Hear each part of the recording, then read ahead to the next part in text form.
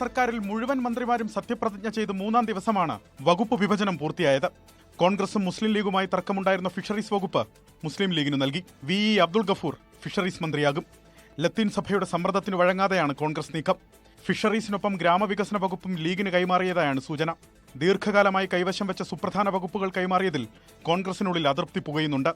അതേസമയം വകുപ്പ് വിഭജനത്തിൽ തർക്കമില്ലെന്ന് മുഖ്യമന്ത്രി VD സതീശൻ. ആ വിഷയങ്ങളൊക്കെ UDF ചർച്ചകളൊക്കെ മന്ത്രിസഭ പുനഃസംഘടന, മന്ത്രിസഭ സത്യപ്രതിജ്ഞയ്ക്ക് UDFന്റെ ചർച്ചകൾ പൂർത്തിയായി. ഏത് മന്ത്രിസഭ സത്യപ്രതിജ്ഞയ്ക്ക് മുമ്പ് ഉന്നത വിദ്യാഭ്യാസം ലീഗിൽ നിന്ന് കോൺഗ്രസ് ഏറ്റെടുത്തു. റോജി M. ജോണിനാണ് വകുപ്പ്.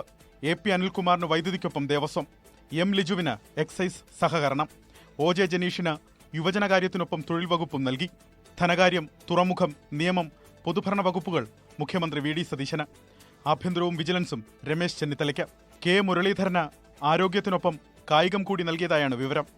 PC വിഷ്ണുനാഥ് ടൂറിസം സാംസ്കാരികം, സണ്ണി ജോസഫ് റവന്യൂ, PK കുഞ്ഞാലിക്കുട്ടി വ്യവസായം IT, ജലവിഭവം മോൻസ് ജോസഫ്, കൃഷി T. സിദ്ദിഖ്, വനിതാ ശിശുക്ഷേമം ബിന്ദു കൃഷ്ണ, പട്ടികജാതി ക്ഷേമ വകുപ്പ് KA തുളസി, വിദ്യാഭ്യാസം N. ഷംസുദ്ദീൻ, ഗതാഗതം CP ജോൺ, വനം നൈപുണ്യ വികസനം ഷിബു ബേബി ജോൺ എന്നിങ്ങനെ വകുപ്പുകൾ വിഭജിച്ചതായാണ് വിവരം.